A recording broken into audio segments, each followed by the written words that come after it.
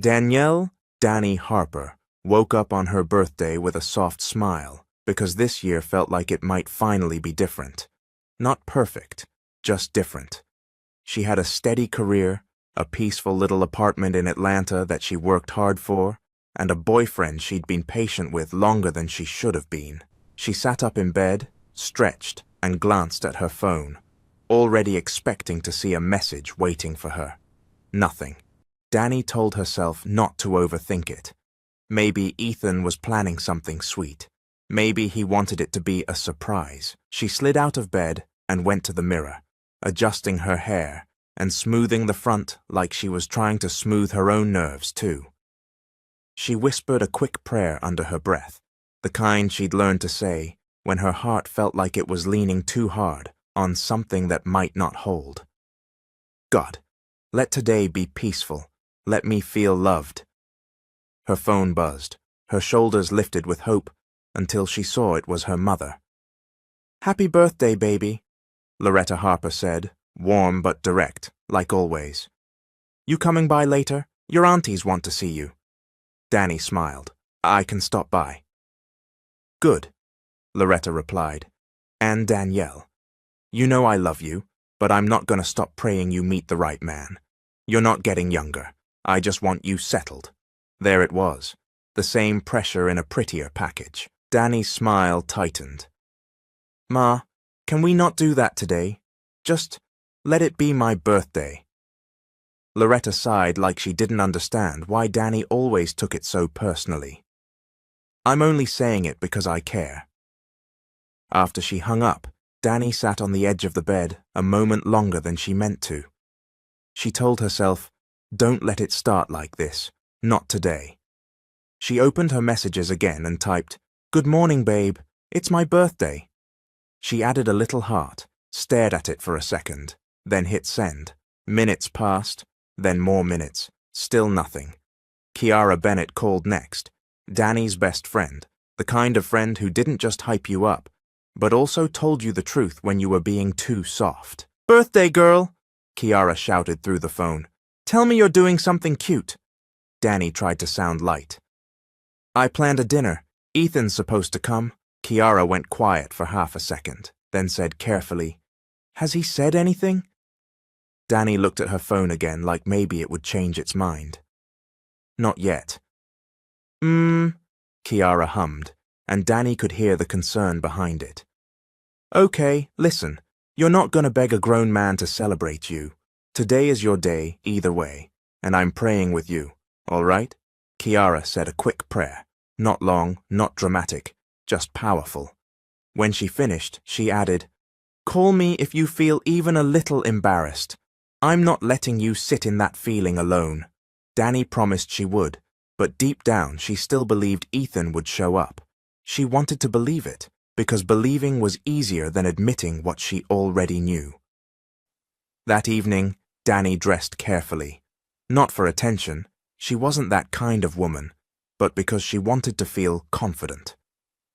She wore a simple, elegant dress, soft makeup, and a calm smile she practiced in the mirror.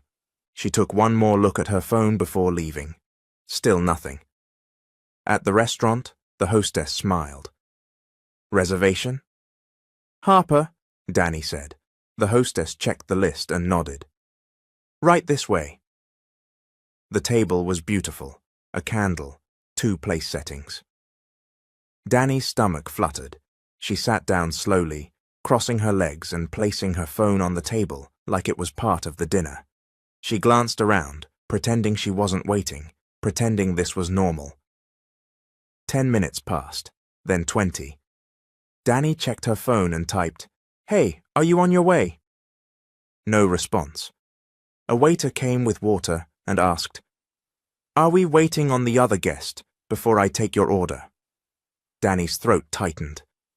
"Yes," she said quickly. "He'll be here." The waiter smiled politely, but Danny felt the heat crawling up her neck anyway. She stared at the candle like it could distract her from the growing ache in her chest. 30 minutes. 40. She called Ethan once. It rang and went to voicemail. She didn't leave a message. She didn't want to sound desperate. She didn't want to sound like a woman who was trying to convince a man to care. At the hour mark, Dani finally opened social media, just to distract herself, and the screen punched her right in the heart.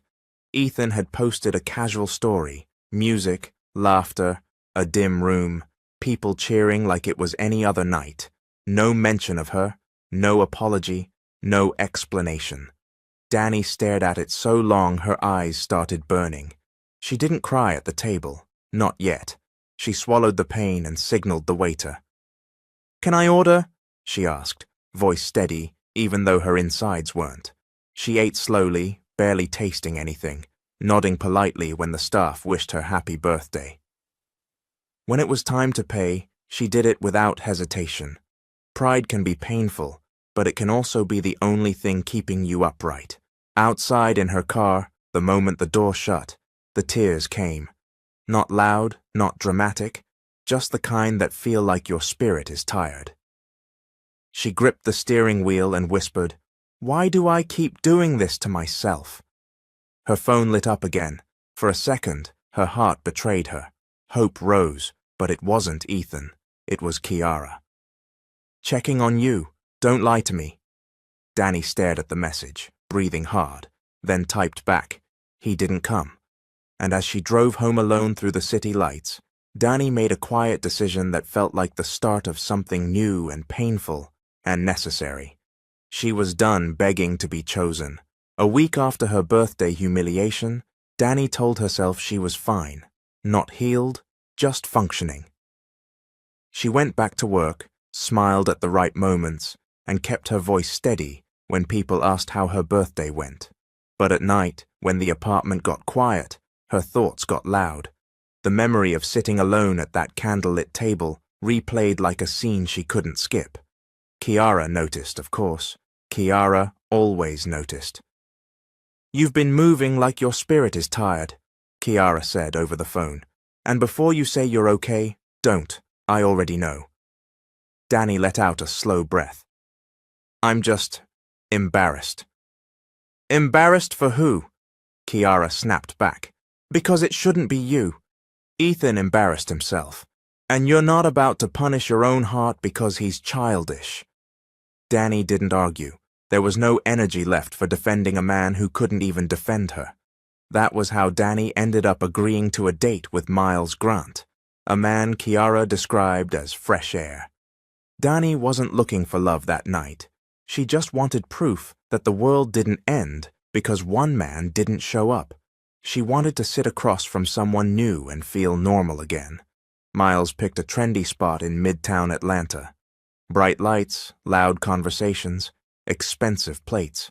Dani arrived 5 minutes early and chose a seat with clear visibility of the entrance. She liked knowing what was happening around her. After what she'd been through, she refused to feel cornered anywhere. Miles walked in 10 minutes late, smiling like punctuality was optional when you looked like him. He had a crisp jacket, shiny watch, and the kind of confidence that didn't ask permission. "Danielle," he said, drawing her name out like he was testing it. "You look nice." "Thanks," Dani replied calmly. Miles sat down and immediately started talking about himself, his business ideas, his expensive tastes, his opinions about modern women and how most of them don't know how to be wives anymore. Dani sipped water, letting him speak, hoping he'd circle back to basic courtesy. He didn't. When the waiter came, Miles ordered without asking Dani what she wanted. He chose a shared appetizer like he had already decided they were the kind of couple who shared plates. Dani felt her stomach tighten, but she kept her expression neutral. Then Miles leaned forward and said, "So, why are you single at your age?" Dani blinked once. "I'm not sure that's your business," he laughed. "I'm just saying, a woman like you, there's usually a reason. You don't give off easy. That scares men." Dani stared at him. The words weren't loud, but they were sharp enough to sting. She placed her napkin down carefully. "I'm going to step to the restroom." Miles lifted his brows. "Already? We just started." Danny stood. "I'll be right back." She walked away quickly, heart beating fast, not from fear, but from irritation. She wasn't about to sit there and be disrespected in a different outfit. In the hallway near the restrooms, she paused and pulled out her phone, typing a message to Kiara. "This is bad. He's rude. I'm leaving." Before she could hit send, Miles's voice echoed behind her. "Danny, come on now. Don't be dramatic." Her jaw tightened. Why was he following her? "Go back to the table," she said, keeping her tone controlled. Miles smirked. "Women always act like they want a gentleman, but they really want someone who checks them. I'm just being real with you." Danny's stomach dropped. This wasn't just a bad date. This was a man who enjoyed discomfort, who mistook disrespect for confidence. She turned slightly, scanning the space, calculating her exit, and that was when she saw him, Adrian King. He stood near the bar, tall and composed, dressed simply but sharply, like a man who didn't need to perform success because he actually had it. Danny's breath caught. She hadn't seen Adrian since college, and back then he'd been quiet, serious, always watching everything like he was measuring the room before he moved. Adrian's eyes landed on her, and his expression shifted instantly. Not shock, recognition, then concern. He walked toward her without hesitation.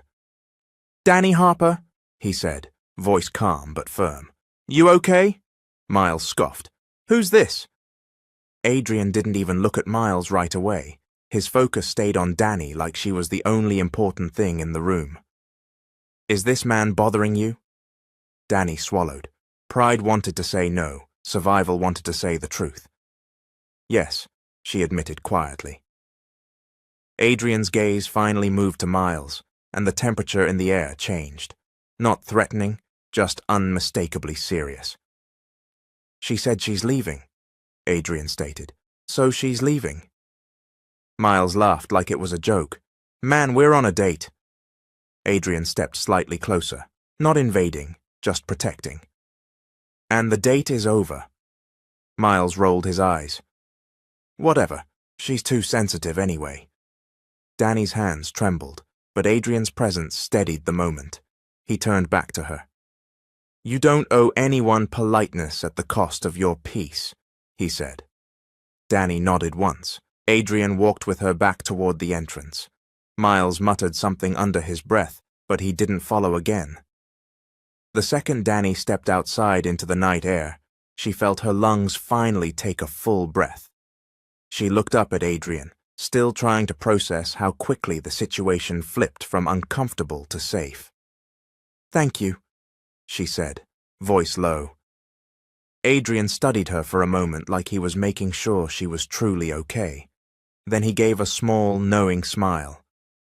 "You always did have a way of ending up around chaos," he said, "but you don't have to handle it alone." Danny hugged her purse tighter, heart still racing, not from Miles anymore, but from the strange feeling that this wasn't random. This felt like a turning point, and as Adrian held the door for her to leave, Danny realized something that hit deeper than embarrassment or anger. Maybe God wasn't punishing her with bad men. Maybe God was showing her what she should never accept again, right before introducing what she actually deserved. The following Monday morning, Danny walked into Sterling Heights Medical Center, determined to reset her life. The Miles disaster was over. Ethan was officially a closed chapter in her mind. And Adrian King, well, Adrian was just a strange moment of kindness from someone she barely knew anymore. That's what she told herself, anyway. Still, she couldn't forget how quickly he stepped in without making her feel small. No drama, no guilt, no, "What did you do to cause it?" Just protection, calm, and a simple question. "Are you okay?"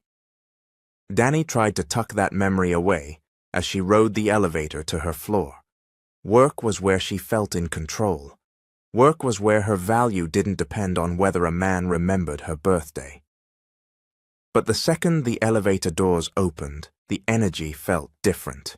people were gathered in small clusters, talking in urgent whispers. Clipboards were in hands. Laptops were open. Even the usual joking at the nurse's station was gone. Jalen Brooks, one of the most reliable coordinators on Danny's team, spotted her and hurried over. "Danny," he said, eyes wide, "you heard?" "Heard what?" Danny asked, already uneasy. "They brought in a new executive director. Big deal. The board is here.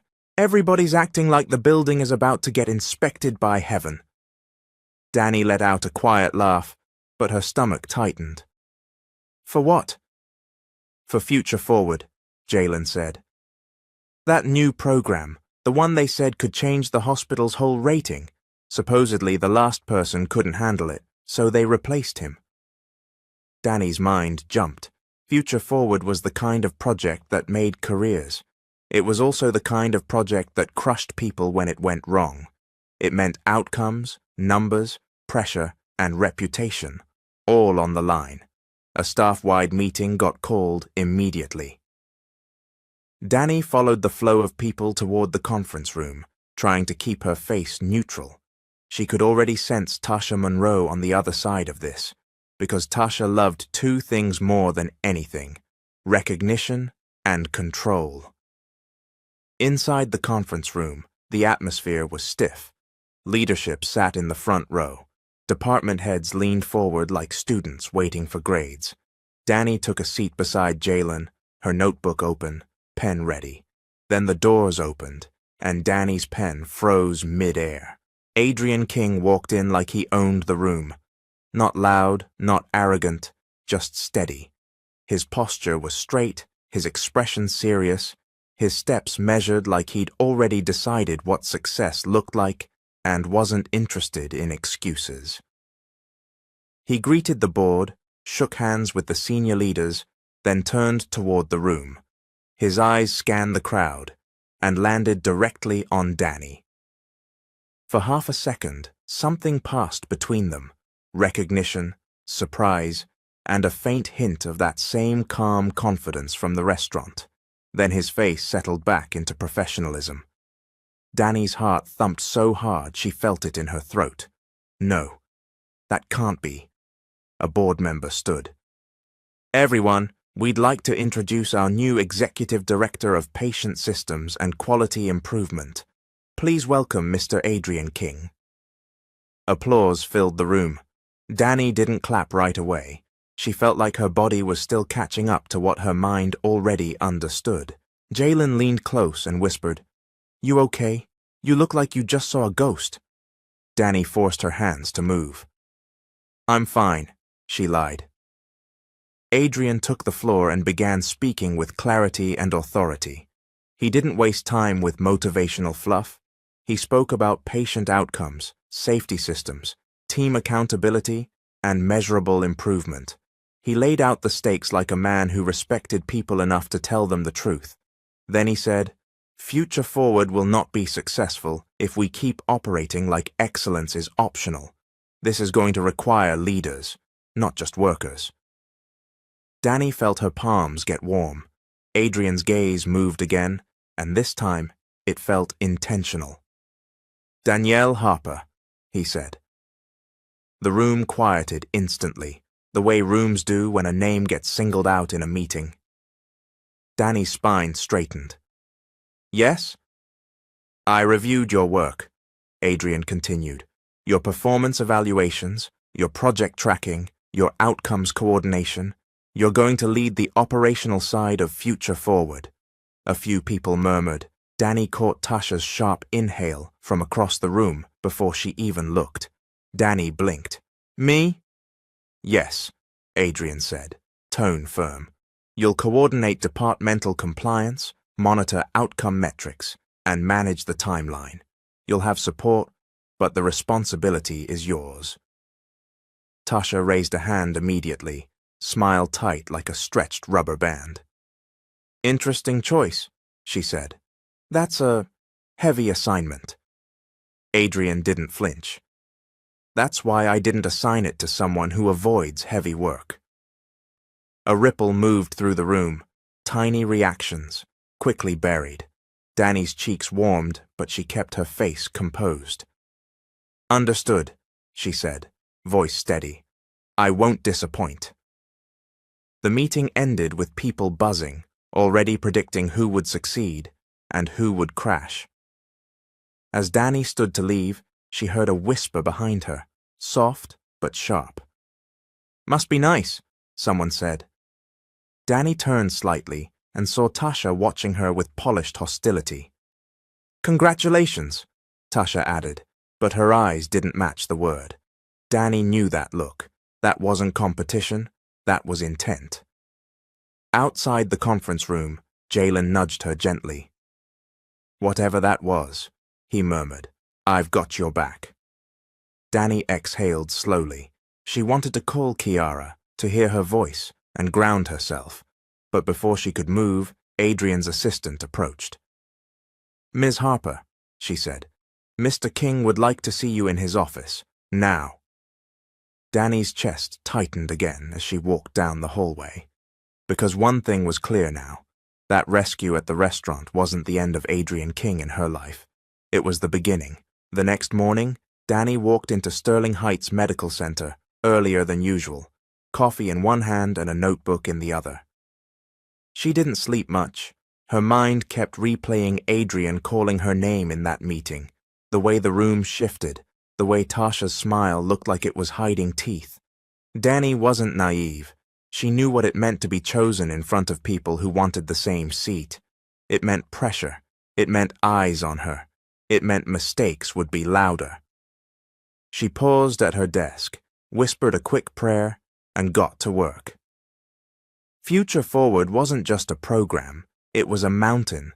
The hospital wanted improved patient satisfaction, faster response times, better safety metrics, fewer errors, tighter coordination across departments, everything at once.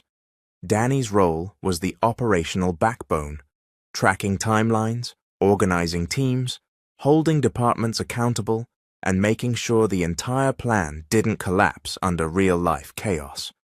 By 8:15 a.m., she had her first meeting scheduled. Department reps filed into the conference room, looking skeptical, tired, and guarded. People who had seen new initiatives come and go. Danny didn't try to impress them with big words. She opened with clarity. "We're not here to chase perfection," she said calmly. "We're here to improve what we can measure, fix what we can control, and communicate better when things get hard." A few heads lifted.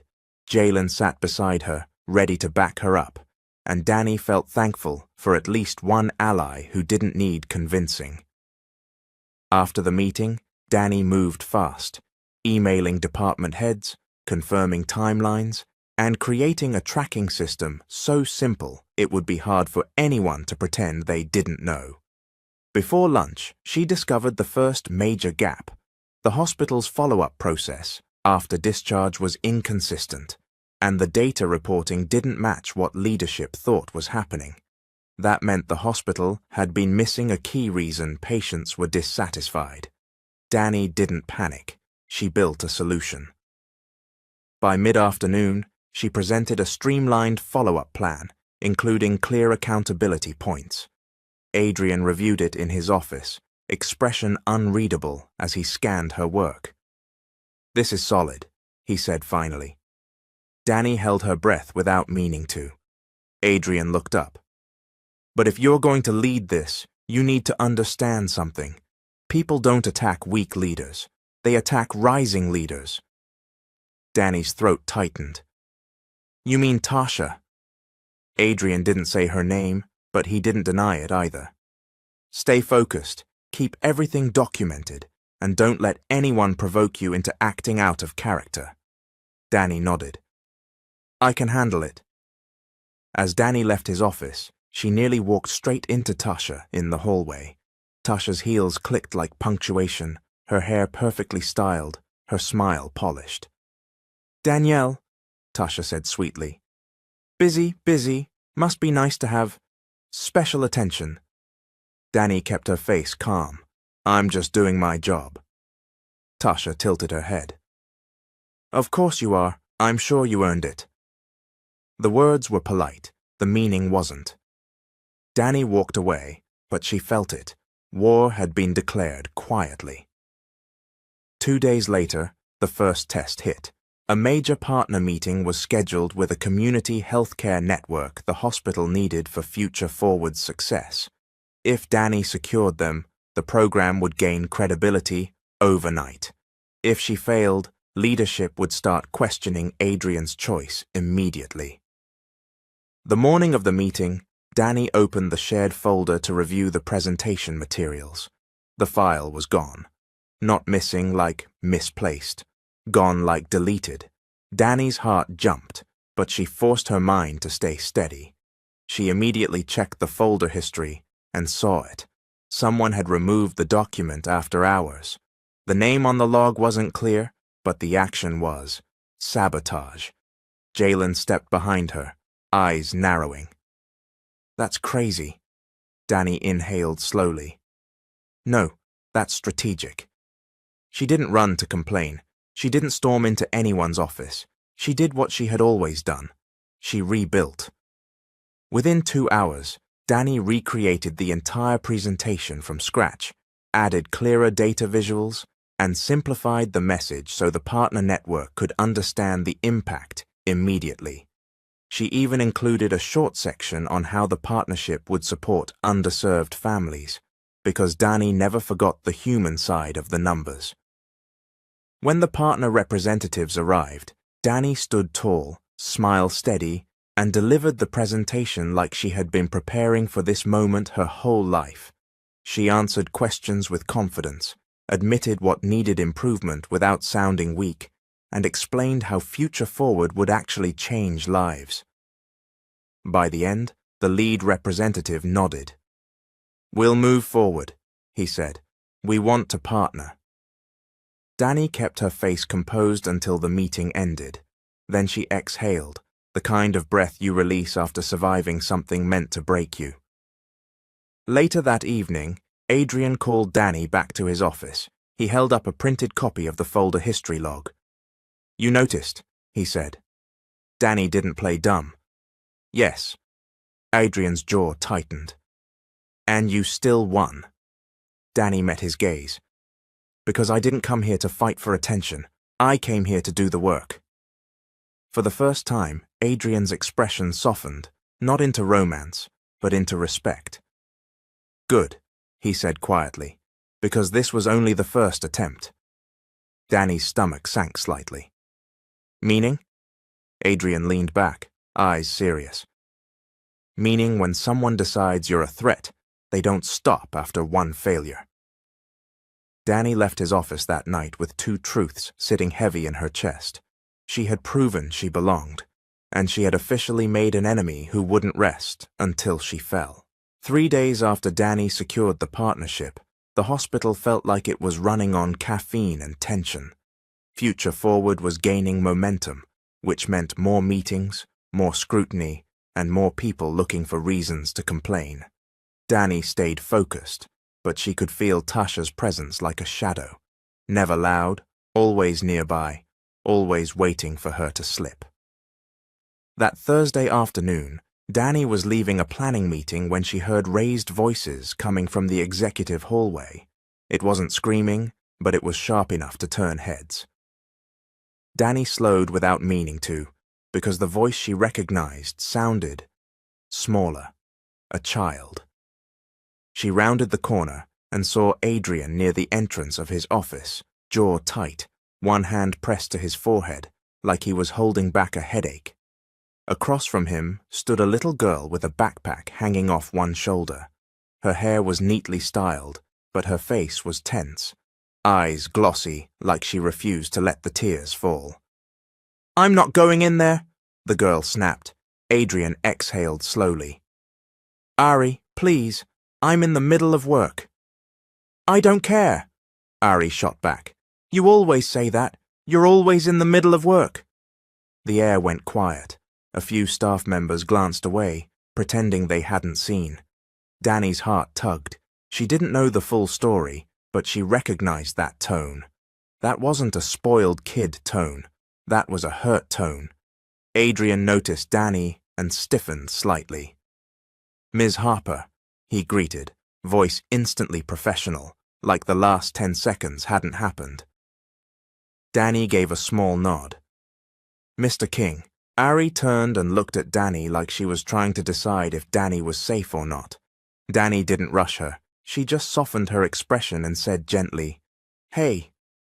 Ari didn't respond. She clutched the strap of her backpack tighter. Adrian lowered his voice. "Her school called. There was an incident and I had to pick her up. My sitter cancelled. I don't have options right now." His sentence trailed off like he didn't like admitting he was struggling. Ari crossed her arms. "I'm not staying here. This place is boring, and everyone stares." Danny noticed the way Ari's eyes flicked around the hallway. She was right. People were staring. Not rudely, but enough for a kid to feel exposed. Danny took a breath and made a quick decision. Would it help if she sat somewhere more private? Maybe the staff lounge area near the atrium. It's quieter, there's seating, and the vending machines if she wants a snack. Adrian looked relieved, but still tense. "Ari, can you do that for me?" Ari rolled her eyes. "Whatever." Danny walked with Ari down the hallway, not too close, not too far, giving her space while making sure she wasn't alone. Ari stayed silent at first, but once they reached the atrium area, she sat on a bench and finally let out a long, frustrated sigh, like she had been holding it all day. Danny sat a respectful distance away.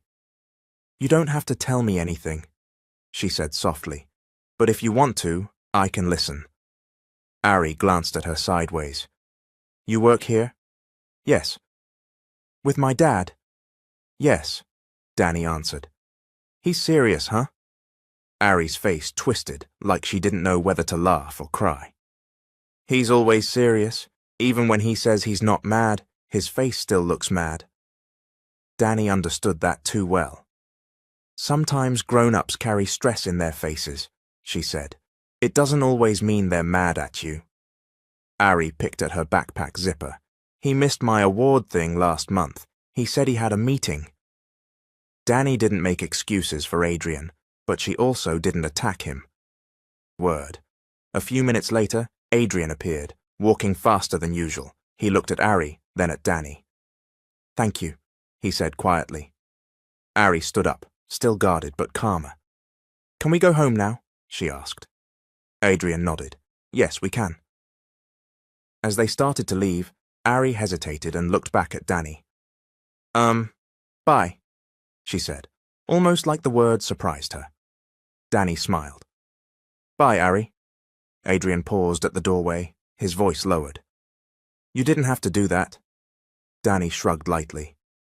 She needed someone to speak softly. Adrian held Danny's gaze for a moment longer than necessary, like he was realizing something he hadn't planned for. Not just about Danny, about what his daughter had been needing. And as Danny watched them walk away, she felt it, clear as day. Ari wasn't just a side detail in Adrian's life. Ari was the heart of it. And somehow, Danny had just stepped into the middle of something deeper than work. The next morning after meeting Ari, Danny tried to act like nothing had changed. She told herself it was just a moment, just a kid needing kindness and a father needing help. But the truth was, she couldn't shake the look in Ari's eyes when she admitted she felt small, and she couldn't forget the quiet gratitude in Adrian's voice when he said, "Thank you," like it cost him pride to say it. Danny kept moving anyway. That was her strength. She didn't pause for feelings. She organized them, boxed them, and handled them later. Future Forward was demanding more from everyone, and Danny's calendar looked like a battlefield. Meetings, follow-ups, audits, and progress checks stacked so tight she barely had time to breathe. She stayed disciplined, documented everything, and kept her tone professional even when people tried to pull her into politics. But politics came looking for her anyway. At lunch, Danny walked into the staff cafe and immediately felt the shift. Conversations lowered, eyes flicked away. Someone whispered, then laughed like it was harmless. Jalen slid into the seat across from her with his tray and leaned in. "Don't react," he murmured. Danny didn't blink. "React to what?" Jalen's jaw tightened. "The rumor." Danny's stomach dropped but her face stayed calm. "What rumor?" He hesitated, like he hated repeating it. "That you're getting special treatment. That the only reason you got this role is because Adrian likes you." Danny held her fork in the air for a second, then set it down gently. She didn't want her hands to shake in public. She forced her voice to stay even. "Who started it?" Jalen didn't have to say the name. Danny already knew. Tasha.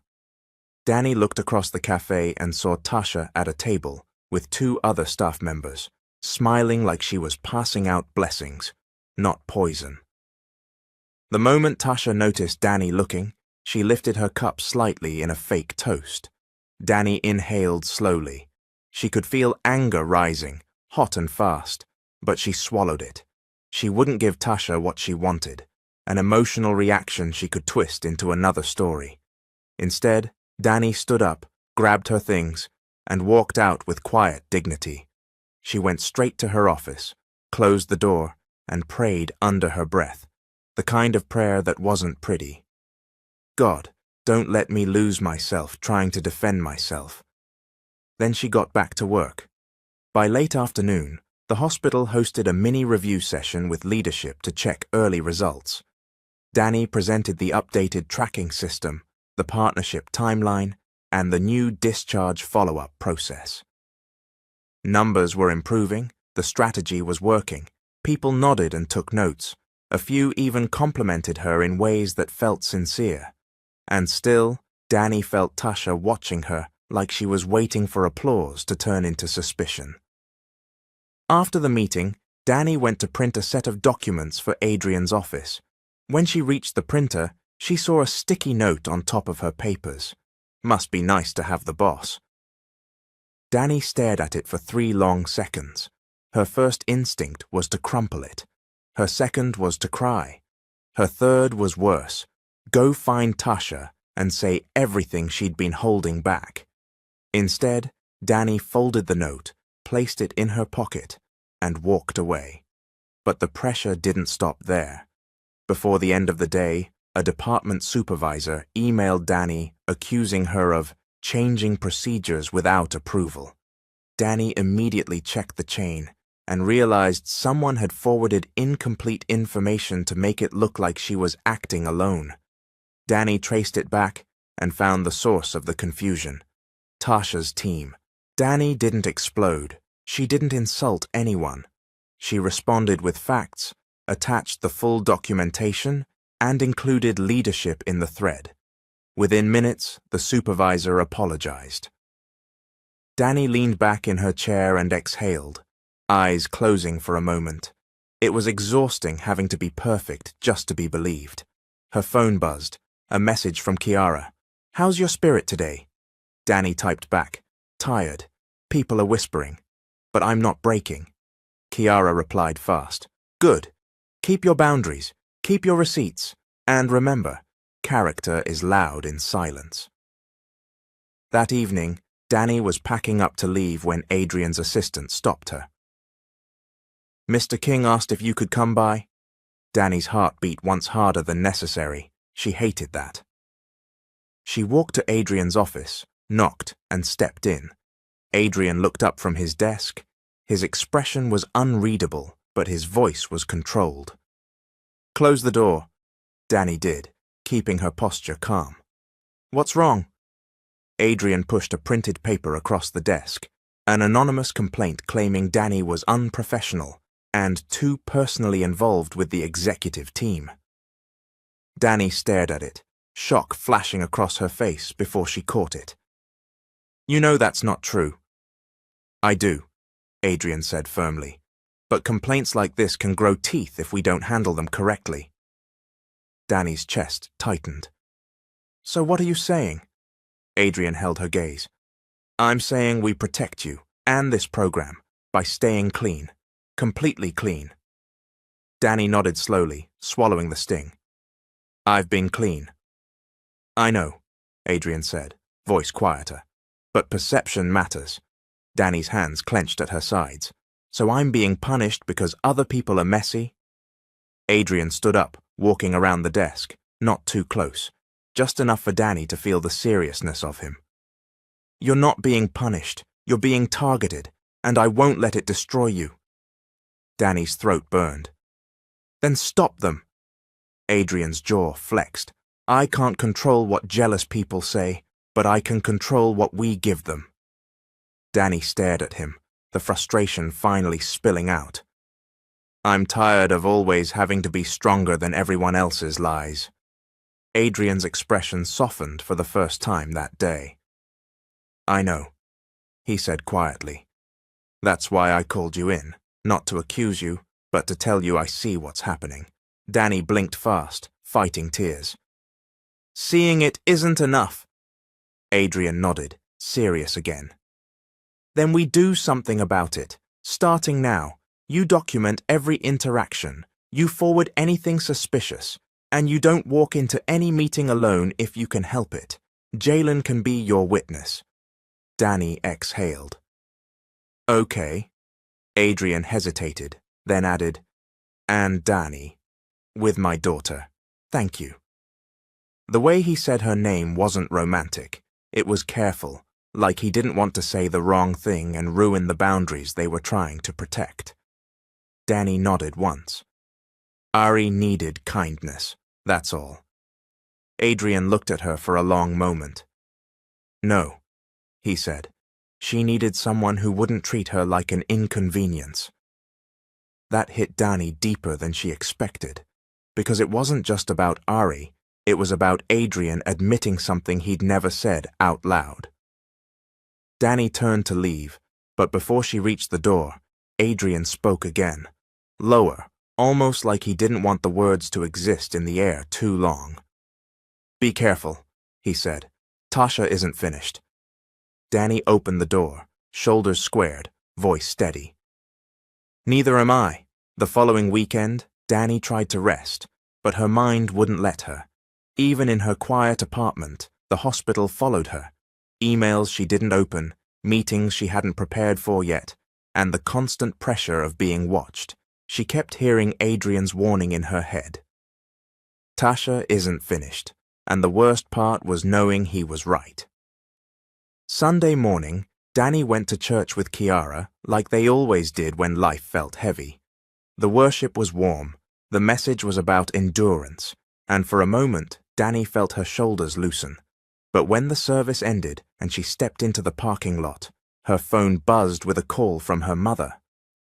Danielle, Loretta said immediately, not even starting with hello. You didn't tell me you were out here running around with some important man at your job. Danny stopped walking. What are you talking about? Loretta made a sound like she was offended that Danny didn't already know. Your Aunt Sheila called me. She said her friend works at your hospital. She said folks are talking. They said your new boss is always calling you into his office. Danny's stomach dropped. Ma, are you serious right now? I'm serious, Loretta snapped, because I'm not going to have my daughter's name dragged around town. You better be careful. These men will ruin you and move on. Kiara, standing beside Danny, watched her face tighten. She didn't interrupt, but her eyes said, breathe. Danny tried to keep her voice calm. I'm leading a major hospital program. I get called into his office because it's my job. Loretta didn't soften. Uh-huh. And you expect me to believe everybody is lying, and you're the only one telling the truth? That sentence hit like a slap. Not because it was loud, but because it was her own mother choosing rumor over her. Danny's eyes stung.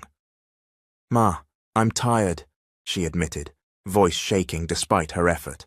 I'm tired of people assuming the worst about me. I'm tired of having to be perfect just to be respected.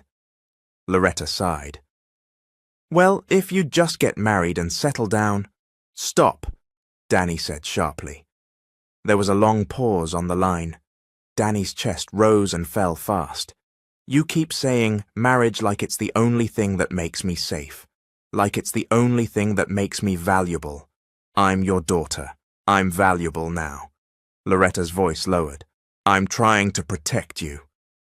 No, Danny said, swallowing hard. You're trying to control the story people tell about me, and I'm the one living with the pressure. Loretta didn't respond for a moment. Then she said coldly, Watch your tone. Danny closed her eyes.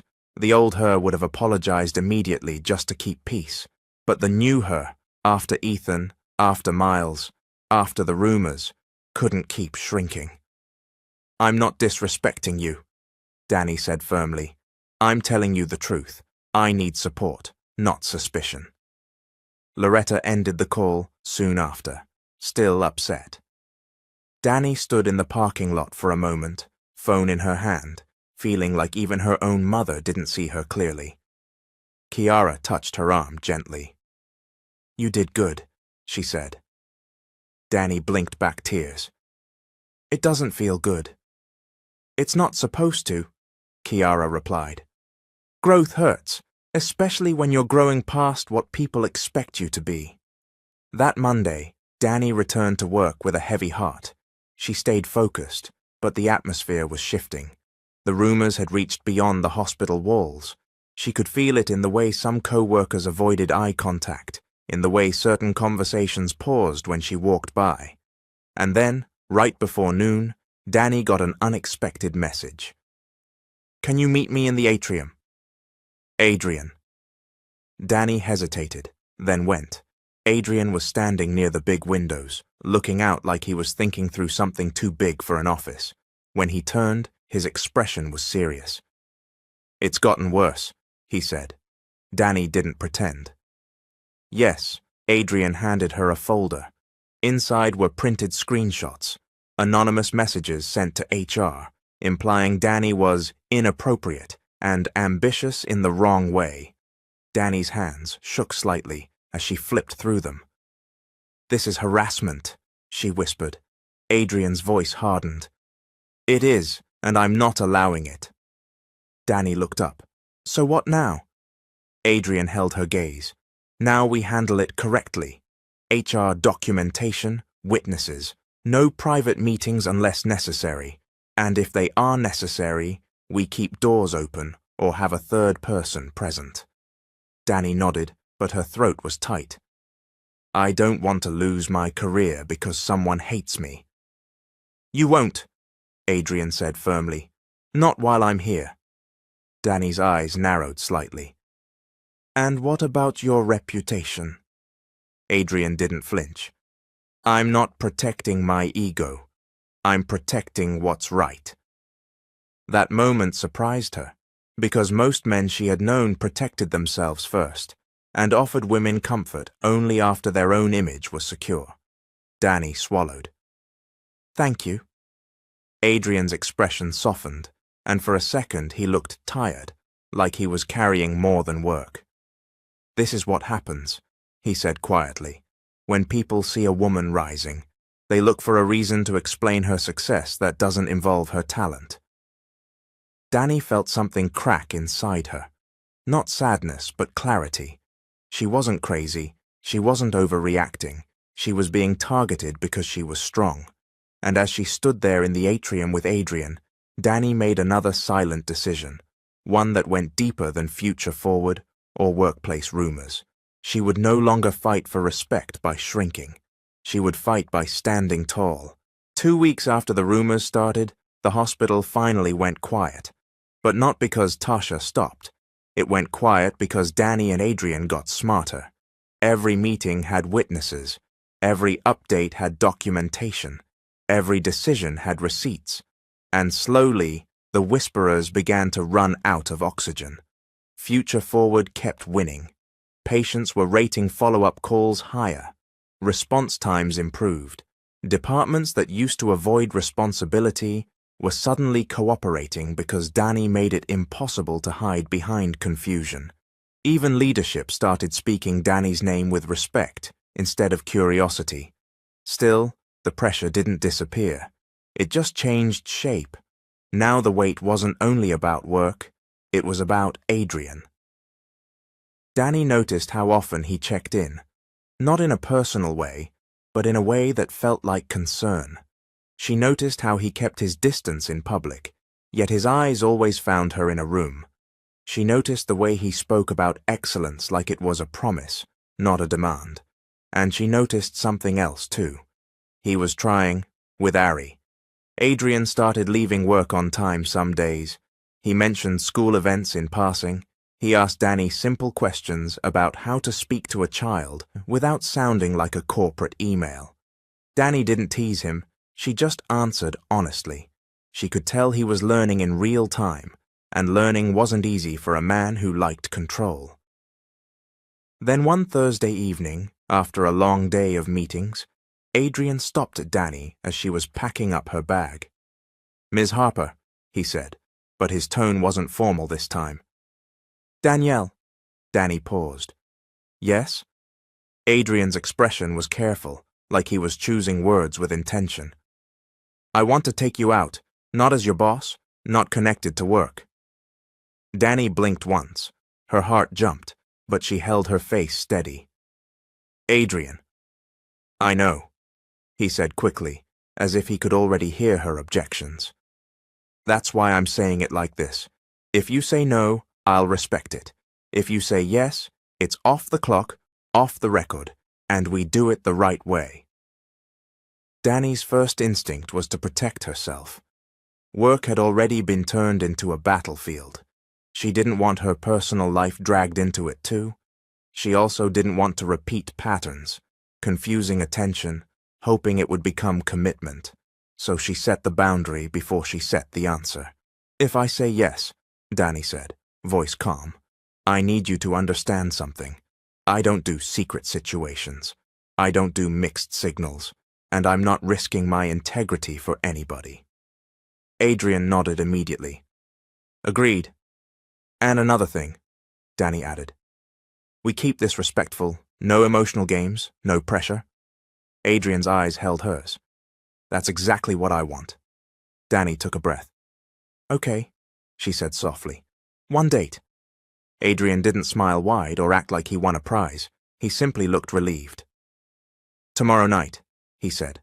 "I'll text you the details." When Danny told Kiara later, Kiara stared at her like she was watching a movie. "Adrian King?" Kiara repeated. "The same man who rescued you from Miles?" Danny rolled her eyes. "Don't start." Kiara grabbed her hands. "I'm not starting. I'm warning you, in a loving way. If you like him, be honest with yourself, but keep your standards. Don't let chemistry rewrite your boundaries." Danny nodded. "I know." The next night, Danny met Adrian at a quiet restaurant with warm lighting and soft music, private enough to talk, public enough to feel safe. Adrian stood when she arrived, pulling out her chair like a gentleman. No overdoing it, no performance, just respect. They talked slowly at first. He asked about her childhood, her goals, what she wanted outside of a job title. Danny was surprised by how much he listened without interrupting or turning the conversation back to himself. Then Adrian said, "Can I ask you something personal?" Danny sipped her water. "Go ahead." "Why did you stay with Ethan as long as you did?" Adrian asked, not judging, just curious. Danny's chest tightened. She hesitated, then answered honestly. "Because I thought patience could turn into love, and because my family kept making me feel like time was running out." Adrian's eyes softened. "Time isn't running out," he said quietly, "but your peace can run out if you keep spending it on people who don't deserve it." That hit Danny like truth. Not harsh truth, healing truth. They talked about faith too. Gently. Danny admitted she prayed for a relationship that didn't pull her away from who she was. Adrian confessed that he had been scared of love since losing Ari's mother, scared that closeness meant pain was coming. Danny studied him. "You can't punish the present for what the past did," she said. Adrian nodded slowly, as if the words landed somewhere deep. When the dinner ended, Adrian walked her outside. He didn't touch her. He didn't try to rush intimacy.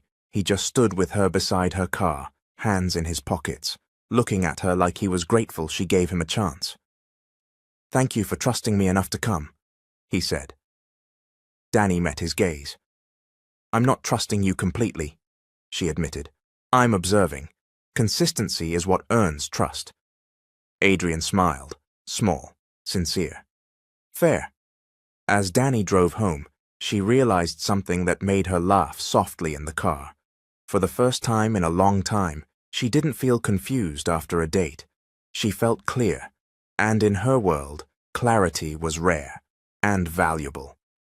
The following week, Danny's life started to feel almost steady. Future Forward was progressing, the hospital numbers were improving, and the rumors had slowed down enough to become background noise instead of a daily attack. Even her heart felt calmer. Adrian wasn't rushing her, wasn't pressuring her, and wasn't acting like one good date meant he owned access to her emotions. He stayed consistent, simple check-ins, respectful conversations, and real effort with Ari.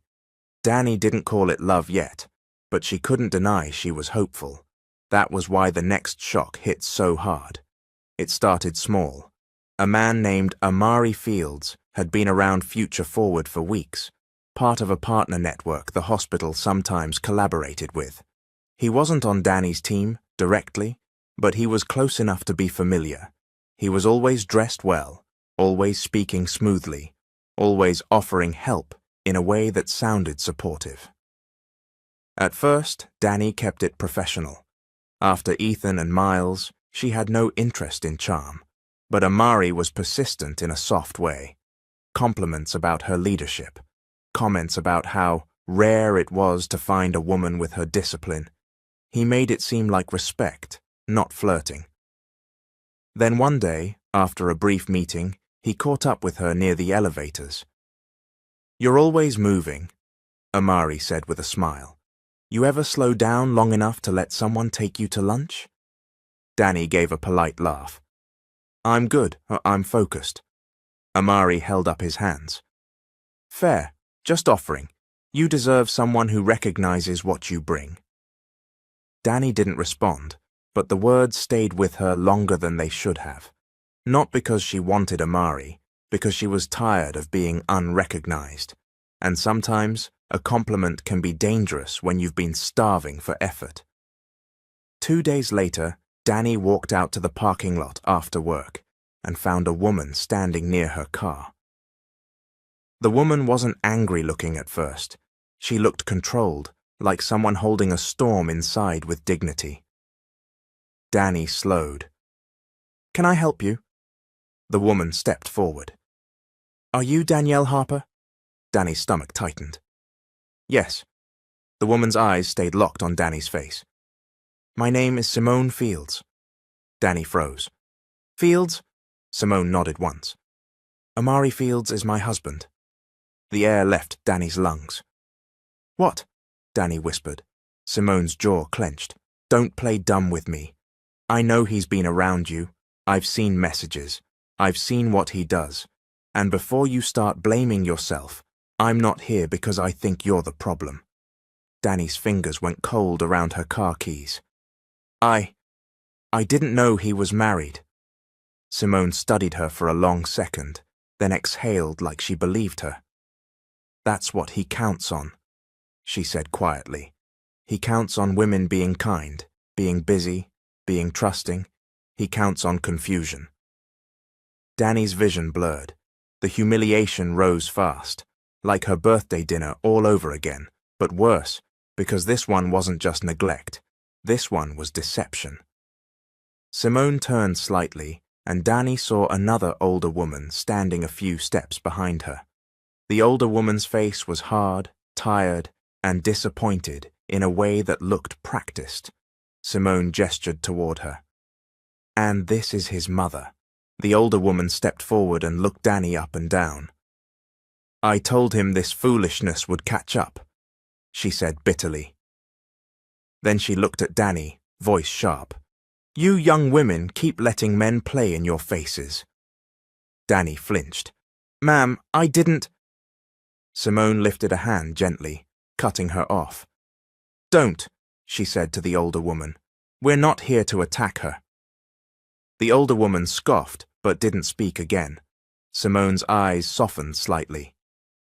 I'm sorry to do this in a parking lot, she said, but I needed you to hear the truth from me, not from rumors.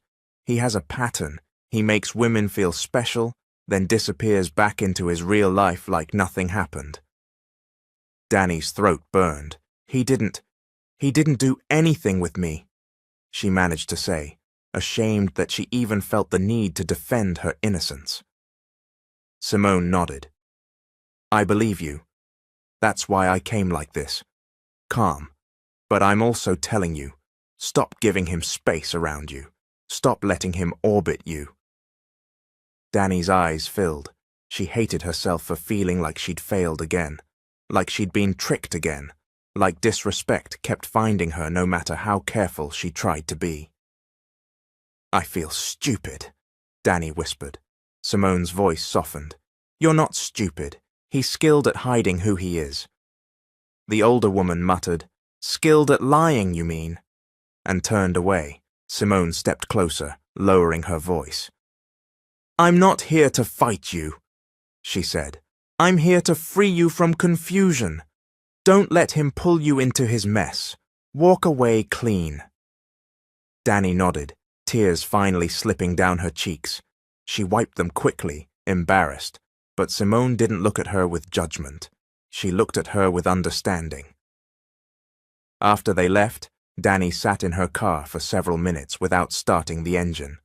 Her chest felt tight. Her hands trembled. She wanted to scream, but all that came out was a silent sob. When she finally drove home, the city lights blurred through her tears. She didn't even turn on music. She just let the quiet speak.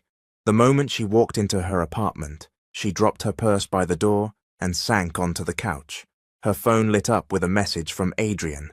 Checking on you. How was your day? Danny stared at the screen, throat tightening. She wanted to tell him everything, but fear rose first. Fear of being judged, fear of being pitied, fear of hearing the same words she'd heard from too many people. How didn't you know? She set the phone down without replying, and for the first time since that peaceful date, Danny felt the old ache return, the ache of wondering if love was even safe, or if it always came dressed as a lesson. The next morning, Danny woke up with swollen eyes and a heavy chest. She hadn't slept much. Every time she closed her eyes, she saw Simone's calm face, heard the words, my husband, and felt that same old shame trying to crawl onto her shoulders, like it belonged there. Danny kept telling herself she didn't do anything wrong, yet her heart still felt punished. Her phone buzzed again, another message from Adrian. Good morning, I'm worried. Can you talk? Danny stared at the screen, but her fingers wouldn't move. She wasn't ready to be questioned, even by someone kind. She wasn't ready to explain anything to a man, period. A knock came at the door. Danny froze. She wasn't expecting anyone. She checked through the peephole and her stomach dropped. Her mother, Loretta Harper, stood outside holding a small plastic container like she had brought food, the way mothers do when they don't know how to bring the right words. Danny opened the door, slowly. Ma? Loretta stepped inside and looked around at the quiet apartment, then looked back at Danny's face. The moment she saw Danny's eyes, her expression changed. What happened? Loretta asked, voice softer than usual. Danny's throat tightened. She tried to speak, but the pain rose too fast. Her mouth opened, and instead of words, tears fell. Loretta didn't scold. She didn't lecture. She walked forward and hugged her daughter, tight, protective, like she remembered what it felt like to be young and wounded. Oh, baby, Loretta whispered. Come here.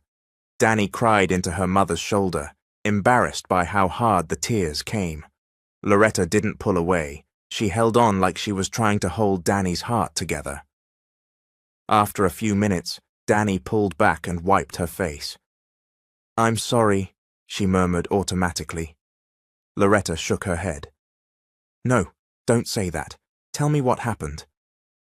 Danny exhaled and told her about Amari, about the confrontation, about the humiliation she felt even though she hadn't done anything.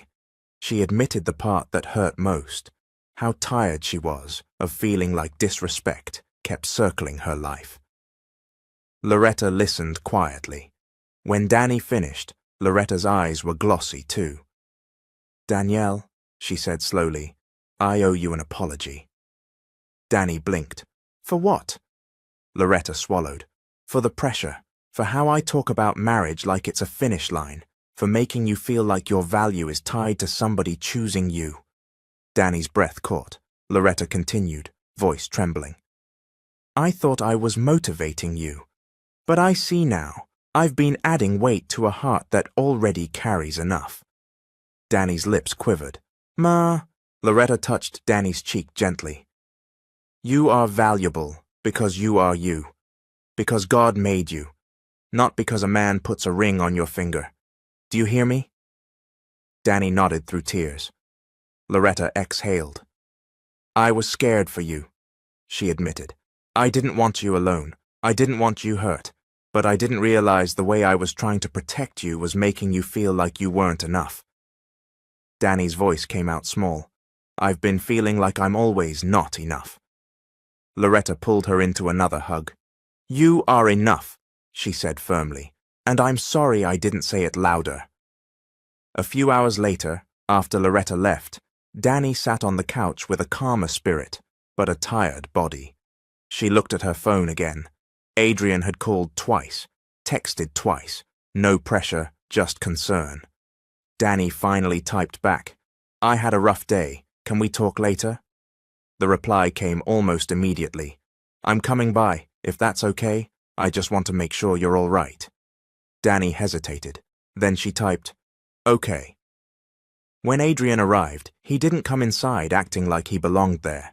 He stood at the door respectfully until Danny stepped back and invited him in. He looked at her face and his expression tightened. You've been crying, he said quietly. Danny crossed her arms. Don't start with questions. Adrian nodded. I won't. He paused. Tell me what you need. That caught Danny off guard. Most men asked questions first. Adrian asked what she needed. Danny swallowed hard. I found out a man I worked around is married. His wife confronted me yesterday. I didn't do anything, but I feel humiliated. Adrian's jaw tightened, not at her, but at the situation. I'm sorry, he said, and I'm glad you didn't get pulled into his mess. Danny's eyes narrowed, testing him. You're not going to ask me how I didn't know? Adrian shook his head. No. I'm going to tell you the truth. Some men are professional liars, and women get blamed for their choices. That's not fair. Danny's throat burned again. I'm tired of lessons, she admitted. I'm tired of being strong. Adrian stepped a little closer, still respectful distance, his voice lowered. Can I be honest with you too? Danny nodded once. Adrian looked down for a moment, then back at her. I care about you, he said simply, and it scares me. Danny blinked. He continued, choosing words carefully. Because every time I've loved deeply, I've lost, and somewhere along the way, I trained myself to believe control is safer than closeness. Danny's voice came out soft. That's why you're so intense. Adrian nodded. Yes. He took a breath. But you make me want to do it differently. You make me want to be a better man than my fear. Danny stared at him, emotions tangled, hope, caution, and something warm she didn't want to name too soon. Adrian's eyes held hers. I'm not asking you to trust me overnight, he said. I'm asking you to let me show you consistency. Danny's shoulders slowly relaxed, because for the first time in a long time, she felt like she wasn't being pressured into love. She was being invited into something honest. 2 days after Adrian's visit, Danny walked into work with a quieter heart. The confrontation with Simone still stung, but her mother's apology had softened something in her, and Adrian's honesty, his calm, steady presence, had given her a different kind of comfort. Not the comfort of flashy words, but the comfort of a man who didn't run when things got messy. Still, Dani didn't let herself float in feelings. She had learned the hard way that emotions without wisdom could make you careless. Future Forward was approaching a major milestone review, and the hospital leadership wanted results presented in a way that could impress both the board and the community partners. Dani spent the morning tightening reports, reviewing numbers, and coaching department reps on how to speak clearly without exaggerating. She stayed focused, professional, and prepared. At lunchtime, Jalen walked into Dani's office with a half smile. "You've got a visitor," he said. Dani looked up. "Who?" Jalen stepped aside, and a woman entered, tall, confident, with a navy blazer and a name tag that read, Dr. Cynthia Blake. Dani stood quickly. "Hi, can I help you?" Dr. Blake smiled warmly. "Danielle Harper?" "Yes." "I'm Cynthia Blake," she said, "Chief Operations Officer at Blue Horizon Health Network." Dani's heart thumped once. Blue Horizon was one of the most respected healthcare networks in the region, known for strong leadership and a culture that protected its employees. Dani hadn't applied there. She hadn't even interviewed. So why was the COO standing in her office? Dr. Blake continued, "I've been hearing your name in professional circles. Your work on Future Forward has gotten attention, especially how you've strengthened accountability without breaking team morale. That's rare." Dani swallowed. "Thank you." Dr. Blake glanced at the chair. "Do you have a moment to talk privately?" Dani nodded, closing the door. She tried not to look nervous, but her palms warmed instantly. Dr. Blake sat and got straight to it. "I'm building a new quality improvement division at Blue Horizon. I need a director with strong operational discipline and emotional intelligence, someone who can lead outcomes and people. I want you." Dani's breath caught. "Me?" "Yes," Dr. Blake said firmly. "I'm prepared to offer you a leadership title, a salary increase, and a team of your own. I'm not here to convince you you're capable. I'm here because you already proved you are." Dani felt like the room tilted slightly. She had prayed for growth, but she hadn't expected it to walk into her office unannounced. Dr. Blake slid a folder across the desk. "Take a look. No pressure today. I'll give you time." Dani opened the folder slowly. The offer was strong, financially and professionally, but more than that, it felt like peace, a clean environment, a fresh start, no rumors, no sabotage, no daily emotional warfare. When Dr. Blake left, Dani sat for a long time staring at the folder like it was a door she had been asking God to open. Then fear crept in. Not fear of the job, fear of what it would mean for Adrian. Dani didn't want to be the kind of woman who built her life around a man, but she also didn't want to run from something real just because it scared her. By the end of the day, Adrian asked Dani to step into his office for a quick Future Forward update. Dani walked in, professional expression on, but her heart beating harder than usual. Adrian noticed immediately. "What's wrong?" he asked. Dani hesitated. Then she placed the folder on his desk. Adrian's eyes flicked to it. "What is this?" Dani inhaled. "An offer from Blue Horizon." Adrian's face didn't change much, but something tightened in his jaw. He opened the folder, read quietly, and looked up. "This is a serious offer," he said. "Yes," Dani replied. "It's everything I've worked for." Adrian stared at her, eyes searching her face. "Are you leaving?" Dani swallowed hard. "I don't know yet." Adrian leaned back, quiet for a moment. When he spoke again, his voice was controlled but honest. "Is it because of the rumors?" Dani's eyes narrowed slightly. Not just that, it's because I've been fighting too hard just to exist here without being questioned, and I'm tired. Adrian nodded slowly, as if he respected the truth, even when it hurt. I understand. Danny studied him carefully. But I also need to know something, she added. If I take it, and we keep seeing each other, will you still show up the same way? Adrian's gaze softened. You mean without work connecting us? Yes, Danny said. I need to know your interest isn't tied to proximity or control.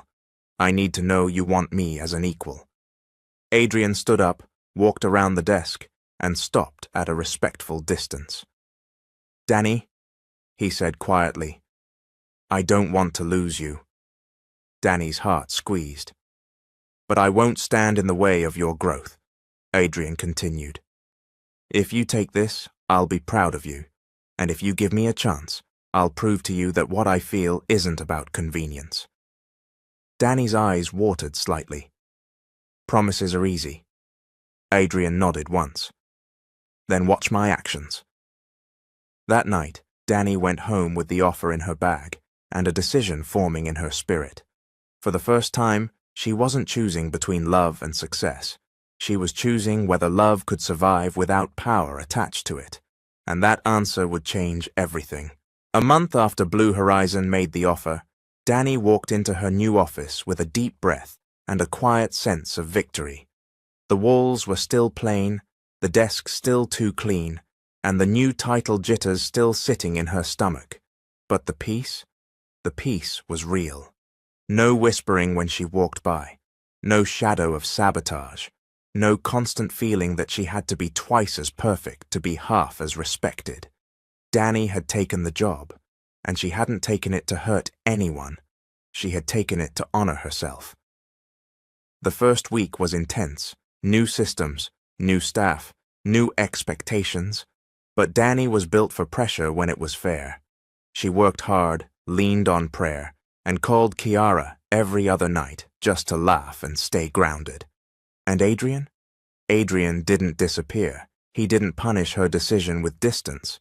He didn't become cold because he couldn't manage her anymore. If anything, he became more intentional.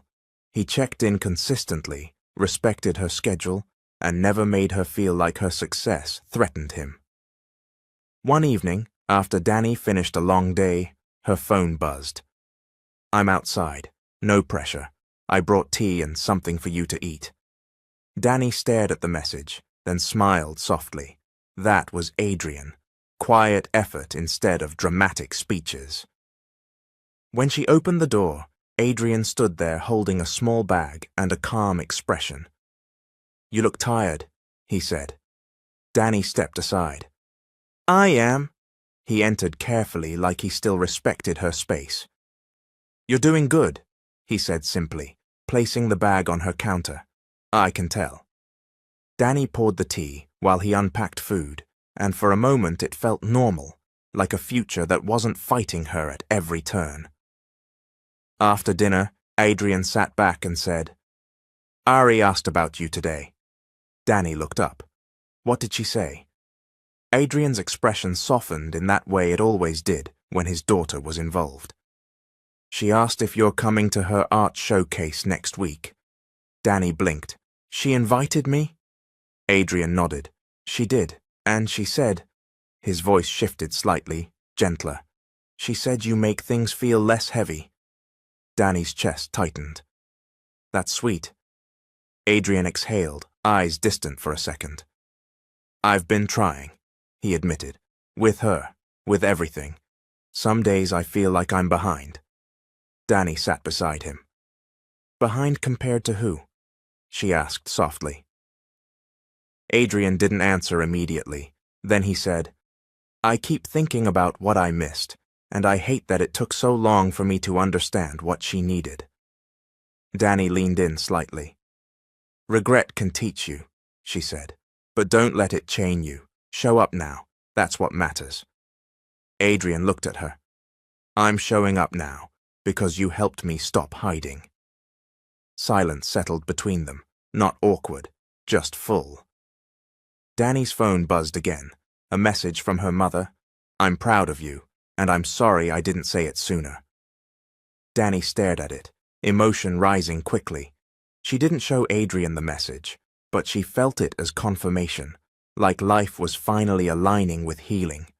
The following week, Danny attended Ari's school art showcase. She arrived early, dressed simply, not wanting to draw attention.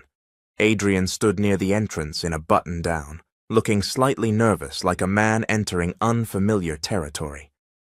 "You came," he said quietly, relief in his eyes. Danny smiled. "I said I would." Ari spotted them and ran over, stopping short as if she suddenly remembered she was too old to sprint in public. "Hi," she said, trying to sound casual. Danny grinned. "Hi, superstar." Ari's mouth twitched. "My painting is in the front. Don't act too shocked when it's good." Adrian blinked, surprised by her humor. Danny watched his face soften, and she realized this moment, was part of Adrian's healing too. They walked the room together, looking at student artwork. Ari explained her piece with pride. Adrian listened, really listened, and when Ari finished, he said, "I'm proud of you." Ari paused, eyes wide like she didn't trust the words at first. Then she nodded. "Okay," she murmured, almost like she was accepting a gift. Later that night, Adrian drove Danny home. The city lights reflected off the windshield, and the car felt warm with quiet peace. Adrian pulled over near a small community garden park. Simple, private, meaningful. "Can we talk for a minute?" he asked. Danny's heart skipped. "Sure." Adrian reached into his pocket, then stopped, breathing like he needed courage. "I'm not good at big speeches," he said, "so I'm not going to try." He turned toward her. "You changed my life," he said. "Not because you saved me, but because you made me face myself. You made me want to be a man who leads with love, not control." Danny's eyes filled. "Adrian," he held up a small ring box but didn't open it yet. "I want a future with you," he said steadily. "Not as your boss, not as your rescuer, as your partner, your equal, and if you say yes, I'm also promising to keep showing up for Ari, fully. Every day." Danny's breath trembled. She looked at him, then thought of the birthday dinner she survived alone. The shame she carried, the pressure from her mother, the way she learned to stand tall. And now, this man, offering love with accountability. Danny whispered, "Yes." Adrian opened the box, slid the ring on her finger with careful hands, and pressed his forehead to hers briefly. Respectful, quiet, grateful. In the back seat of her mind, Danny heard Kiara's voice. Consistency earns trust, and Adrian had earned it. The story didn't end with perfection. It ended with promise, real promise, built on faith, sacrifice, perseverance, and the decision to stand by each other. Moral lesson: real love is proven by consistency, respect, and accountability, not sweet words or pressure. Never chase someone who ignores your value. Choose peace, keep strong boundaries, and trust that what's meant for you won't require you to shrink.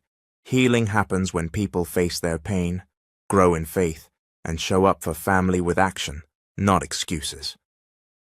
Now tell me in the comments, who's your favorite character? Danny, Adrian, Kiara, Ari, or even Loretta, and why? Thanks for watching. This is Mr. Hope. I'll see you in the next video.